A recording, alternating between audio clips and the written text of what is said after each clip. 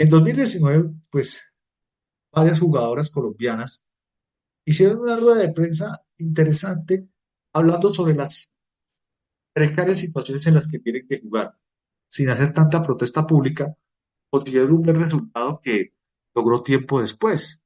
Y esas jugadoras que lograron alzar su voz fueron vetadas, aún así pendientes de Liga Femenina, que se ve en condiciones, que lo hemos dicho aquí, unas condiciones absolutamente paupérrimas. Hacia el presidente de la DIMAYOR se, se, se gaguee diciendo que esta es una liga exitosa y que ta, ta, ta, ta, ta. Lo que pasa es que él no lo ha hecho bien y pues, hay que ser sincero, ese tipo no le ha dado buen resultado al fútbol femenino, solamente es machismo, beligerancia y prepotencia de un dirigente deportivo más burdo de lo que pueda haber en el fútbol colombiano. Eh, entonces, mirando la historia, jugadoras como Natalia Gaitán e Isabela Echeverry, quien esa tarde del 7 de marzo del 2019, junto a Melissa Ortiz y otras jugadoras, hablaron para siempre del fútbol, del rumbo que iba a tener el fútbol de nuestro país. Esos se atrevieron a hablar. En esa rueda de prensa hubo evidencias de irregularidades, mejoras de condiciones laborales, contar con pagos de viáticos y gastos logísticos donde recibían indumentarias deportivas decentes, contar con un seguro médico en caso de lesiones o accidentes en el deporte. ¿Sí? Esto es ambiguo y las lideresas de esa revuelta de esos derechos también están en una situación bastante chocante con el abandono que les está haciendo la liga local y todavía la siguen abandonando. Tan lindas, ¿no? Esas jugadoras, digámoslo así, eh, han logrado hacer historia a lo largo de estos últimos años en un fútbol profesional colombiano tan machista, sigue siendo para ellos la última prioridad. Ellos lo hacen como un gasto y no como una inversión o una posibilidad de mercadeo que amplíe el portafolio de producto, pero sobre todo darle dinamismo al fútbol. Y pues la confesión de un dirigente tan cruel, tan soberbio, y hay que decirlo, aunque ya esté muerto, de Gabriel Camargo, cuando él se refirió a las jugadoras que les dijo que ese fútbol no iba a dar nada, que ni siquiera en materia económica no tenía nada, y que eran son unas tomatacos y tal, y que era un caldo de cultivo del lesbianismo. Pues bien, toda esta polémica se ensayó por parte del señor Camargo y la Corte Constitucional, pues, durante el proceso en el 2021, sentenció como un acto de discriminación. Sin embargo, él no fue castigado por la Federación Colombiana de Fútbol, que según los estatutos de la institución de fútbol que rige nuestro país, el artículo 92 de uno de sus reglamentos dice, dice lo siguiente, para que vayamos ganando un poco de terreno. Dice, el directivo, personal técnico, funcionario administrativo de un club, selección municipal o departamental en general, el oficial u oficial de partido que por cualquier medio ofrezca o reciba recompensa por obtener un resultado determinado en un partido, o mejor, perdón, los artículos de estos de temas de apuestas que les hablaré muy pronto. Pero para continuar un poquito, para no cometer el exabrupto, dice, el que mediante actos, palabras o humille, discrimine o ultraje a una persona o a un grupo de personas en razón de su raza, color de piel, idioma, credo u origen, de forma que atente contra la dignidad humana, será suspendido de 5 a 10 fechas. Además, prohibirá al infractor acceso al estadio, se le impondrá una multa en cuantía de 30 a 50 salarios mínimos legales vigentes. Si el autor de la falta fuera un oficial, le, el importe de la multa será de 50 a 70 salarios mínimos legales vigentes. ¿Sí? Y, y podría ser despedido de su puesto. Aquí, en los estatutos, se debe sancionar a estos personajes, pero no. Aquí la Dimayor se hizo la de las gafas y al señor Camargo lo multaron con tres asambleas sin poder ir. Qué gracioso. Pero lo cierto es que en la investigación se encuentra uno, eh, pues estos vetos, ¿cómo nacieron? Pues a través del caso de Natalia Gaitán, Isabela Echeverry y la señora Melissa Ortiz, al lado de Carlos González Puche, el director de Acolfutro, donde estuvieron parte de estos integrantes y las jugadoras, pues dieron a conocer todo esto y pues ellas evidenciaron que el entonces técnico de la selección, Felipe Taborda, quien había sido entrenador de las juveniles y de la selección mayor, cobraba plata para convocarlas. ¿Sí? Entonces, para que se dieran cuenta. Y esas denuncias la hizo la misma Liga contra el Silencio en esos años. Imagínense ustedes, una historia de veto bien calculador. Y recuerdo que Álvaro González Alzate ni siquiera dio explicaciones del por qué el señor eh, Taborda seguía ahí. Pero, pero bueno, algún día se sabrá. Lo cierto es que todo esto se dio en una rueda de prensa cuando el señor Álvaro González, quien para muchos, y lo voy a decir yo también, es el hombre más poderoso del fútbol colombiano, le dice a sus integrantes del equipo de que Daniela Montoya y el técnico Abadía, entonces era el asistente, quedaba fuera de la selección, ¿no? O sea, aquí vienen todos estos problemas y pues esto fue lo que más puede pasar en cualquiera, o sea, lo que vienen son los vetos. También hubo un reconocimiento de todo esto, fue que fue una de las primeras victorias de Daniela Montoya. ¿Saben cuál fue la respuesta de la federación? No ser convocada. Hoy es la capitana de esta selección que logró llegar al Mundial Femenino 2023, pero ella nunca volvió a protestar a pesar de los abusos y malos dirigenciales. Dieron los vetos en silencio para Gaitán, Echeverry, Ortiz, Velázquez, Rincón y Córdoba, y que fueron borradas del equipo nacional para que no se evidencie lo que está pasando. Ahora, ¿qué tan cierto fue que el apoyo del gobierno fue fundamental? Pues bien, estas denuncias y la presión mediática y política, donde hubo sesiones del trabajo con la entonces vicepresidente Marta Lucía Ramírez y los entonces ministros del Deporte y Trabajo de ese momento, pues iban a cambiar las cosas en público, pero en privado les exigió resultados si es que querían hacer cambios. En ese entonces, y voy a comentar un poco la historia, en los Panamericanos del 2019 en Lima, la selección Colombia le gana su medalla de oro. Era una de las primeras medallas doradas de cualquier deporte en conjunto en la historia de Colombia, en los Juegos Panamericanos. Un gran triunfo para esta selección femenina. Pero resulta, el presidente Ramón Yesurún estaba en las tribunas del estadio ese 9 de agosto del 2019, cuando la selección derrotó a la Argentina por penales. ¿Saben qué hizo? No bajó ni a felicitarlas. Y según dicen algunos colegas, ese directivo estaba bastante berriocho porque ese resultado les daba razón a ellas. ¿Cómo es que no les vas a dar razón? Entonces, Yesurum en su actitud absolutamente rególatra, pues no les da el premio y no les da nada, pero ahí sí sacan pecho cuando lo hacen eso, no, por Dios. Entonces, no olvidemos que estos casos han sido bastante fuertes en el mundo, ¿no? Por ejemplo, lo de Megan Rapinoe, por ejemplo, donde, por ejemplo, se vio todo el tema del juego político y el maltrato que hubo contra la comunidad LGBTI en la época cuando Trump era el presidente de Estados Unidos, que las trataba a los sombrerazos. Eso viene siendo peor.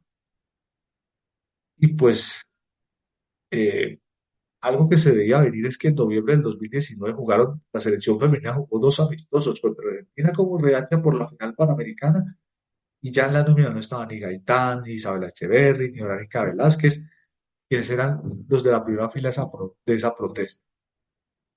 Es decir, aquí hubo una serie de cosas que se vieron envueltas en todo esto. El fútbol colombiano a nivel femenino pues es muy hermoso, pero a nivel dirigencial es una porquería de todo punto de vista. Esta selección femenina nunca la volvieron a convocar. La explicación que se daba, que fue por la pandemia, pero pues ¿cómo no puede hacer eso? Entonces, si los equipos masculinos sí jugaban, entonces, ¿por qué las jugadoras femeninas no podían jugar? Y ya cuando se superó el confinamiento, Colombia juega dos amistosos en enero, frente a Estados Unidos, que fueron los últimos dos juegos de Orénica Velázquez con la tricolor, ni Gaitán ni Echeverri, nunca las llamaron. Entonces, en esa ocasión, la selección jugó 8 partidos. Entre 2016 y 2020 habían jugado un total de 7 de entrenamiento. La federación parecía estar cumpliendo, pero no era tan gratuito. ¿Sabes cómo fue el cuento? Cuando el entonces expresidente Iván Duque postuló a Colombia como sede del Mundial Femenino, apostándole de frente a sus beneficios políticos y económicos a la política, ¿no? Entonces, todas las campañas empezaron a moverse y pues para entender por qué esta sexualización de la mujer que le tenga que mostrar la cola a los hombres y tal, eso ya pasó de acá. Era en favor de nuestras jugadoras. Esto eclipsó la liga femenina, pero esto es una hermosura de todo, pero no del todo, pero esto le cambió la historia a las pautas. Vamos al fútbol femenino, a la liga. Aquí, pues ha habido muchas cosas. Por ejemplo, la selección Colombia mencionábamos el oro panamericano y en 2022 fue subcampeona de la Copa América, subcampeona del Mundial Sub-17, subcampeona del Suramericano Sub-20, llegaron a ser cuartos de final del Mundial 2023 y el Mundial Sub-20. Es la participación de Colombia en los Juegos Olímpicos de París de este año. Y en esos 5 años de esa historia, de esos talentos, Lacey Santos llegó al Atlético de Madrid. Recordémoslo que ella estuvo en Santa Fe. Linda Caicedo arribó al Real Madrid, jugadora del Deportivo Cali, la segunda mejor jugadora del mundo del 2023 según la FIFA. Ya Natalia Gaitán estaba en el Valencia, Isabela Echeverri en el Sevilla, donde fueron una de las grandes figuras del club. Además, Yoreli fue incluida en el once ideal de Conmebol para la década del 2010 a 2020. La Federación de Historias y Estadísticas del Fútbol fue la mejor asistidora en el fútbol italiano en la temporada 2021-2022. Y ese año Mayra Ramírez se convirtió en la jugadora más costosa del fútbol femenino al ser transferida al Levante de España. Aunque esas cifras que se dice son de $450.000, estaban muy por debajo del valor del fichaje más caro, ¿no? Entonces, pues, ¿qué puede pasar uno con esto? Sin embargo, algunos de esos dirigentes, esos que son cercanos a esos a periodistas y todo esto, uno de ellos es el propio Carlos Antonio Vélez, en las que dice lo siguiente, y cito en su espacio de la mañana de Planeta Fútbol, donde dice, en todas las elecciones nacionales femeninas del 2022, según el balance, se hizo la inversión de 12.373.105.000 pesos, casi 12.500 millones de pesos metió la federación el año pasado, únicamente en selecciones femeninas. Eso dice él en agosto de 2023. Entonces, también cita el señor Vélez en sus palabras, dice que está hablando de una preparación sin recortes, sin limitaciones, sin tacañería, ta, ta, ta, ta, ta. O sea, lo que el señor nos estaba contando es que la participación de Colombia en el Mundial de Australia y Nueva Zelanda le dejó a la federación 2,18 millones de dólares como premio que les entregó FIFA. Ni él ni otros periodistas considerados, y hay que señalarlos así con vehemencia, como César Augusto Londoño, como el mismo Vélez, como otros colegas cercanos a los dirigentes, eh, considerado de que contaron que los premios de esa organización, de ese torneo, se destinó a cada jugadora. $90.000 en el caso de las colombianas por haber estado entre los 8 mejores del torneo. Y se demoraron varias veces en llegar a las futbolistas nacionales. Claro, como el silencio aquí manda, y nadie quiere que le pase eso lo de Natalia Gaitán y otras personas, pues no podían hacer públicas las denuncias. Esos goles no ocultan el serio problema que tenemos en el fútbol femenino local. La precarización laboral con contratos y cuántas veces sin la falta absoluta de una estructura que permita el desarrollo profesional de las jugadoras, que favorezca el espectáculo y a la industria. Lo peor de este triste asunto es que no saben para dónde van. Ahora, no se sabe qué va a hacer, porque hay jugadoras que lo explican todo. Oreánica Velázquez, la entonces jugadora del Medellín, le dijo en una entrevista al diario AS y dice que llevan un proyecto con el fin de colaborar con la idea de una liga estable. Y otras de esas líderes de esa donde dicen que proponen ideas para mostrar lo que hemos llevado, un proyecto que nos permita tener una estabilidad anual, un plan de desarrollo, ¿sí? Y ahí está involucrando a todos los dirigentes y a las mismas jugadoras. A mí lo que sucede, por ejemplo, que ese proyecto fue archivado por la DIMAYOR, es que ni siquiera nunca le han mostrado importancia. Y es también triste ver cómo el señor presidente de la DIMAYOR de hoy, a final de cada año, acepte que no sabe cómo, que no, cada año acepte que no sabe cómo va a ser la liga femenina y el año que en este 2024 va a ser. Pero, claro, el opositor de la liga femenina no es Jesús ni es Álvaro González. El gran opositor de la liga femenina se llama Germán Vargas Lleras. Este personaje utilizó esa oposición a la liga femenina por afán electoral, por afanes políticos. ¿Por qué? Porque no iban a llegar a las elecciones regionales con estas propuestas. Y eso también está haciendo Vargas Lleras, porque Vargas Lleras es un gran enemigo del fútbol femenino. No le gusta el fútbol femenino y se ha opuesto de manera bastante radicalizada en cómo hacer una liga femenina. Eso es lo que son nuestros dirigentes. No solo le metemos dirigencia deportiva, sino revanchismo político de estos políticos, como dirían, chamuscados, muertos. Pues aquí vienen estos dirigentes a proponer que no se haga la liga femenina. Hágame el favor. Entonces, las futbolistas dicen que hay una ley del silencio en esto, no solamente el tema de las contrataciones. No les importa a ellos, estos dirigentes. Vean que esto es lo más triste y lo conté en algún podcast pasado, dijimos que aunque de esas licencias de clubes de mayor, pues dije que los 36 equipos participen en sus torneos, tienen, tienen que tener un equipo profesional femenino. Y aunque la regla está escrita, nadie la hace valer. Y en esto todo esto está pasando. Lo que ha pasado con Tolima, con Alianza, o sea, ni Real Santander ni el Jumbo. O sea, juegan porque se les da la gana y pues es tristísimo ver lo que está pasando. Ahora, lo irónico, que a pesar de las faltas de intereses por parte de estos directivos para hacer una liga femenina, la apuesta en los equipos como América, Santa Fe, Deportivo Cali, más reciente lo de Nacional y Millonarios, dan frutos.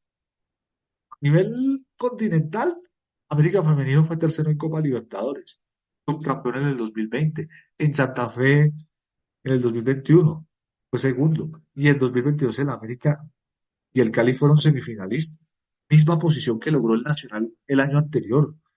Y hay que recordar que el Huila fue campeón de esa Libertadores 2018, el equipo no brasileño que ha ganado el torneo y que el dinero que ganaron los jugadores en el campo con Lloris Victoria a la cabeza fue utilizado más por los dirigentes en el equipo masculino, lo que fue uno de los detonantes de esta protesta. Entonces, aquí lo que se ve es la falta de apoyo y las tribunas están llenas varias ocasiones en los últimos torneos. Tuvimos asistencias con el equipo masculino. No tuvo en todo el año 36.327 personas. Esto a pesar de la poca promoción de la liga y de los terribles horarios que pone la organización. ¿Quién va a ir al fútbol los martes a las 2 de la tarde o viernes a las 3 como se ha programado muchas veces? Y a esto que se siguen manteniendo las prácticas de seguir haciendo lo que se les da la gana. Y aquí pues vamos a terminar de lo peor que puede pasar. A ellos solo les interesa cumplir con lo que les obliga a las leyes colombianas. Eso dicen varias jugadoras, lo del tema de los pagos de seguridad, lo de la salud, ¿sí? Pero Lo más triste de todo es que si Yesurún quería, pues que le ofrecieran 22.000 millones para hacer la liga femenina, para completar los 30.000, no era para hacerla, era para robarse la platica, para invertirla en otras cosas que no valían ni siquiera la pena. Por eso, miren miren lo que está pasando con la salud, Colombia, o, o miren lo que está pasando con lo que pasó con centros poblados, que se robaron 70.000 millones por, por el del internet de los niños. Puede seguir pasando en un país, básicamente en un país enfermo como este. O si uno critica o señala la corrupción, también lo están petando. No le vuelven a dar acreditaciones. Eh, Recordemos que estas denuncias sobre censuras en la dirigencia a los colegas que se atreven de manera valiente a cuestionar los, a los dirigentes petados. Entonces, ¿aquí qué puede pasar? Que no va a pasar absolutamente nada. Y pues para cerrar un poco esta historia del olvido que estaba pendiente, ¿ha valido la pena esto? Pues diría que valió la pena, pero esto tiene un costo grande, por eso estos dirigentes no van a cambiar. Más allá de que se haya firmado por primera vez la negociación, estos tipos no van a cambiar su manera de pensar, su manera de ver el país. Ellos solamente lo que les importa es que eh, eh, sigan transmitiendo partidos y hacer lo que se les dé la gana, viendo cómo está pasando la ciudad, las situaciones de la Liga Femenina. Ojalá el Distrito Capital le aporte al fútbol femenino y sería maravilloso que lo hicieran, porque el gobierno, no sé, no, yo no espero nada de este gobierno, pero ustedes saben que lo que pienso del actual gobierno, pero es muy triste ver lo que está viendo con la Liga Profesional Femenina. Esa era la historia que tenía para contarles.